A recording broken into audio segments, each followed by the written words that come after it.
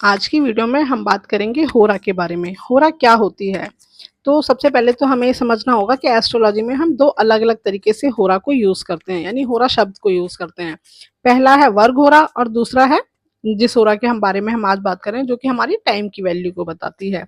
तो वर्ग होरा तो हम ये जानते हैं कि वर्ग हम डिविज़नल चार्ट को कहते हैं, और डिविज़नल चार्ट्स में जो सेकंड हाउस का विश्लेषण है, जिसे हम होरा चार्ट कहते हैं, उस होरा चार्ट में हम 30 डिग्री को 2 इक्वल पोर्शंस में डिवाइड करते हैं और 0 से लेके 15 डिग्री तक हम एक होरा मानते हैं, और 15 डिग्री से लेके 30 मिनट तक हम दूसरी होरा, सॉरी 30 डिग्री तक हम दूसरी होरा मानते हैं। तो इस तरीके से हमने ये समझा कि 15 डिग्री के एक पोर्शन को अगर हम डिविजनल चार्ट बना रहे हैं तो हम होरा बोलते हैं। लेकिन यहाँ पर आज हम जिसके बारे में बात कर रहे हैं वो टाइम की होरा है। यानी अगर हम कहें कि एक दिन में 24 आवर्स होते हैं, तो हम ये कहेंगे एक दिन में 24 होरा होती हैं। इसका मतलब हमने ये कहा कि आवर्स ही होरा हैं, यानी जो जिन्हें हम आवर्स बोल रहे हैं वही हमारे लिए होरा हैं। लेकिन इन दोनों में कुछ फ़र्क है। वो फ़र्क क्या है? क्योंकि वहाँ पर जो वेस्टर्न कॉन्सेप्ट है वो ये कहता है कि 24 आवर्स का एक डे होता है, और उसमें 24 आवर्स में इक्वल 60 मिनट होते हैं, यानी हर आवर 60 मिनट का होता है, उसमें कोई कम ज़्यादा नहीं होता। इसी तरीके से वहाँ दिन और रात में भी कुछ कम ज़्यादा नहीं होता। लेकिन अगर हम वैदिक कॉन्सेप्ट की बात करें तो वो ये कहता है प्लैनेटरी पोजीशन के अकॉर्डिंग यहाँ ऋतुएं चेंज होती हैं, दिन रात छोटे बड़े होते हैं। तो यहाँ पर एक दिन की बात ना होकर अहोरात्रि की बात होती है, यानी जो दिन और रात को मिलकर बना है, हम उसे कहते हैं दिन। यानी दिन को हमने और रात को अलग अलग माना। तो अगर हो सकता है हमारे दिन छोटे हैं रातें बड़ी हैं, और हो सकता है रातें छोटी हैं दिन बड़े हैं। तो हमें ये देखना होगा कि हम किस समय की होरा की बात कर रहे हैं।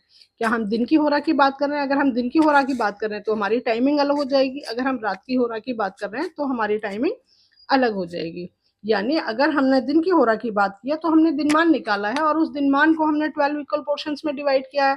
अगर हम रात की होरा की बात कर रहे हैं तो हमने रात्रिमान निकाला है, और उसके बाद हमने उसको 12 इक्वल पोर्शंस में डिवाइड किया है। आज हम जो बात करेंगे वो हम रात्रिमान के अकॉर्डिंग करेंगे, क्योंकि दिन के लिए हम बहुत सिंपल निकाल लेते हैं, क्योंकि हमारे पास जो मॉर्निंग का टाइम है, सनराइज का टाइम है, और जो सनसेट का टाइम है, हमें पता है सिंपल सनसेट के टाइम में से हमें सनराइज के टाइम को माइनस करना है और उसे 12 इक्वल पोर्शंस में डिवाइड करना है।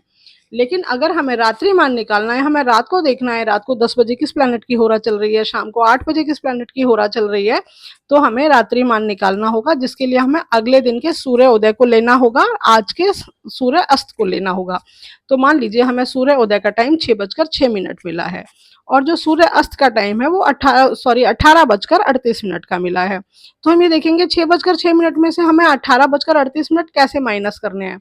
तो अगर हम ये कहते हैं कि हमें 18:38 का टाइम मिला है, इसका मतलब हमने दोपहर 12 बजे के बाद फिर 1 2 3 नहीं किया है, हमने उसे 13 14 15 इस तरीके से किया है। तो हमारे पास जो सनसेट का टाइम है वो 18 में आया है, 1838 में। और अगर हम अगले दिन के सूर्योदय की बात करें तो हम ये कहेंगे रात को 12 बजे के बाद हमने फिर दोबारा 1 2 3 किया है, जो कि हम वेस्टर्न कॉन्सेप्ट के अकॉर्डिंग अपने टाइम को देखते हैं।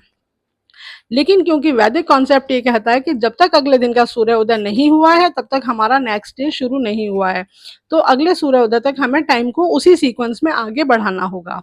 इसका मतलब ये हुआ कि अगर रात को 24 आवर्स पर, यानी रात के 12 बजे जिसे हमने 24 आवर्स कहा, उसके बाद जितने भी आवर्स आगे हुए हैं वो आवर्स हमें 24 में ऐड करने होंगे, तब हम एक्चुअल पहुंचेंगे कि हमारा जो सूर्य उदय है वो आज के अकॉर्डिंग किस टाइम पर हो रहा है। तो इसलिए हमें जो भी सूर्योदय का टाइम मिलेगा उसमें हम 24 आवर्स ऐड कर देंगे। तो हम ये देखेंगे जो हमें टाइम अगले दिन नेक्स्ट डे का जो 6:06 का मिला था, उसमें अगर हमने 24 आवर्स ऐड कर दिए तो वो टाइम हमारे पास 30 आवर्स 6 का हो जाएगा। अब हम इस 30 आवर्स 6 में से अपने 18:38 माइनस कर देंगे, और वो हमारी रात की वैल्यू आएगी कि रात हमारी कितने आवर्स की है। तो ये हमने देखा कि ये वैल्यू हमारी 11 घंटे 28 मिनट की आई।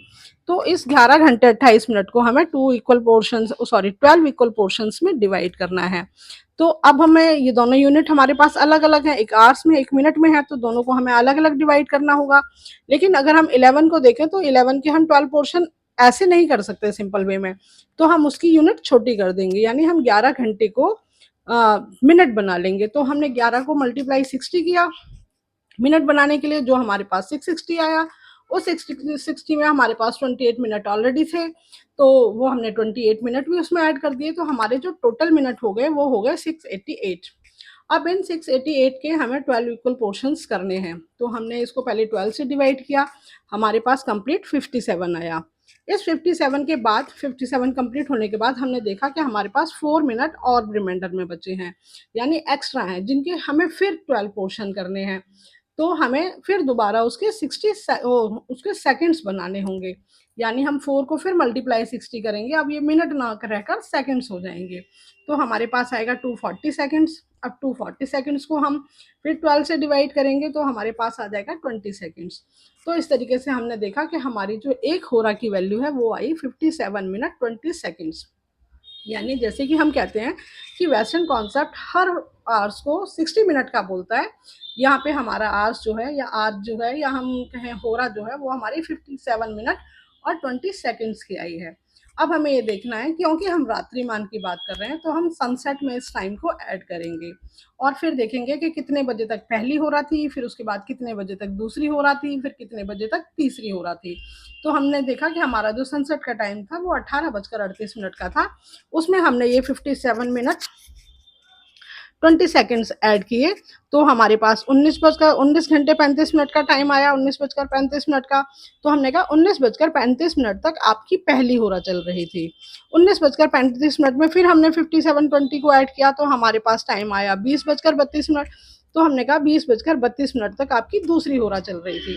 तो इस तरीके से हम उस टाइम को ऐड करते हुए जाएंगे, और हमें जिस भी टाइम के लिए जानना है कि इस टाइम पे कौन सी होरा चल रही है, तो हम उसको देख लेंगे कि भाई ये 5वीं हो रहा है या 7वीं हो रहा है या 10वीं हो रहा है, तो हम उस टाइम के अकॉर्डिंग देख लेंगे। यहाँ पर हम एक दूसरा कॉन्सेप्ट ये भी समझ सकते हैं कि यदि हमें ये देखना है, हमें ये सारा टोटल नहीं करना, इस तरीके से एक एक होरा की टाइम की वैल्यू को हम प्लस नहीं करना चाहते, तो हम सिंपल क्या करेंगे, जो भी हमारा टाइम है, यानी जिस भी टाइम के लिए हम चेक कर रहे हैं उस टाइम में से हम उस टाइम को माइनस कर देंगे जहां से हम अपने दिन या रात की शुरुआत कर रहे हैं।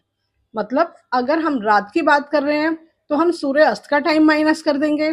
जो भी हमने, अगर हम अपने बर्थ टाइम की बात करें कि हमारा बर्थ किस होरा में हुआ है, तो हम अपने बर्थ टाइम में से अपना सूर्य अस्त माइनस कर देंगे। अगर हमारा जन्मदिन का है तो हम अपने बर्थ टाइम में से सूर्य उदय माइनस कर देंगे, यानी जहां से भी हमने अपने दिन या रात की शुरुआत की है तो उसको हम माइनस कर देंगे। जो हमारा डिफरेंस आएगा उसे हम सिंगल यूनिट में बनाएंगे।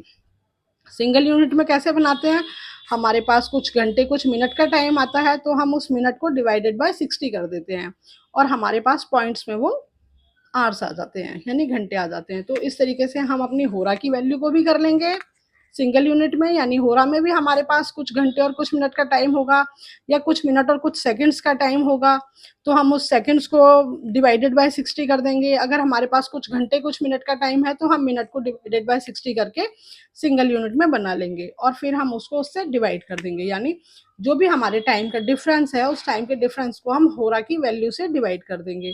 जो भी हमारा कंप्लीट आएगा वो हम कहेंगे इतनी होरा कंप्लीट हो चुकी है और अब उससे नेक्स्ट होरा चल रही है। यानी अगर हमारा आंसर जो है 6 आया तो हम समझ जाएंगे कि 6 होरा कंप्लीट है और 7वीं होरा चल रही है।